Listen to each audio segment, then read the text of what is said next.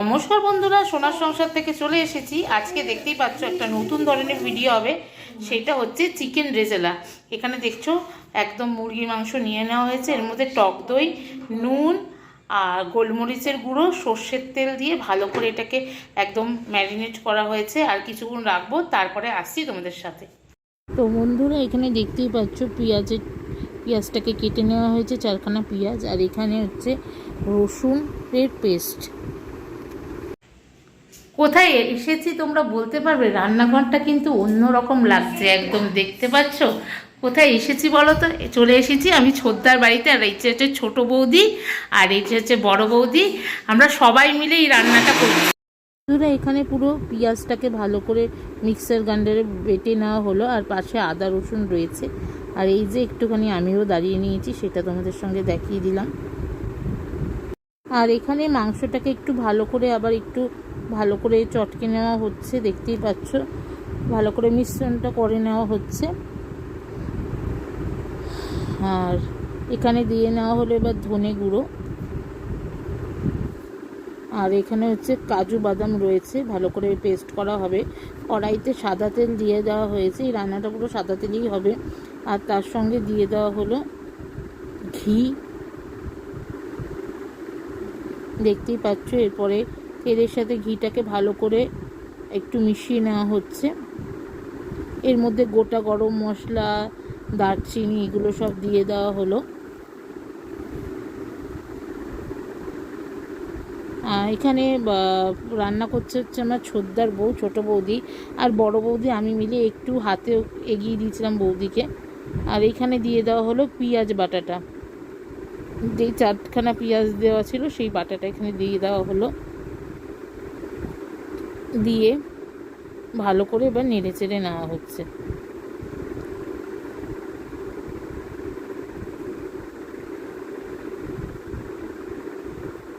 দেখতেই পাচ্ছ। আর আজকের ভিডিওটা ভালো লেগে থাকলে অবশ্যই কিন্তু লাইক কমেন্ট করে দিও। আর এর মধ্যে একটু সামান্য কাঁচা লঙ্কা দিয়ে দেওয়া হলো, দিয়ে ভালো করে নাড়িয়ে নেওয়া হচ্ছে। নতুন বন্ধুরা যারা এখনও পর্যন্ত চ্যানেলটিকে সাবস্ক্রাইব করোনি, তারা প্লিজ চ্যানেলটিকে সাবস্ক্রাইব করে দিয়ে বেল নোটিফিকেশানটি অন করে দিও। এর মধ্যে রসুন আদা বাটাটা ছিল, সেই বাটাটা পুরো দিয়ে দেওয়া হলো। দিয়ে এবার ভালো করে নেড়ে চেড়ে নেওয়া হচ্ছে। অবশ্যই কিন্তু তোমরা সাবস্ক্রাইব করে দিয়ে বেল নোটিফিকেশানটি অন করে দিও। আর এখানে দিয়ে দেওয়া হলো পুরো কাজু বাদামের পেস্টটা, আর চালমগজ ছিল, দিয়ে ভালো করে মিশিয়ে নেওয়া হচ্ছে। একটা কিন্তু সুন্দর বেশ গন্ধ বেরাচ্ছিল। আর এই দেখো, এরপরে কিন্তু আস্তে আস্তে মশলা থেকে কষে তেলটা বেরিয়ে আসছে। এটা যেহেতু চিকেন রেজালা, কোনো হলুদ কিন্তু ইউজ হবে না, পুরো সাদা সাদা একদম হবে। ভালো করে নাড়িয়ে নেওয়া হচ্ছে। অবশ্যই লাইক কমেন্ট করে দিও। আর এখানে সামান্য পরিমাণে একটু লবণ দেওয়া হলো, দিয়ে আগে থেকে যে ম্যারিনেট করা মাংসগুলো সব দিয়ে দেওয়া হলো। প্রচণ্ড গরম ছিল সেদিনকার। ছোটো বৌদি তো একদম ঘেমে একদম অস্থির, দেখতেই পাচ্ছ। তো চিকেনগুলো কিন্তু আগে থেকে ভালো করে ম্যারিনেট করে রাখতে হবে, প্রায় 1 ঘন্টার মতন। এরপরে কিন্তু ভালো করে চারিদিকে নেড়ে নেওয়া হচ্ছে।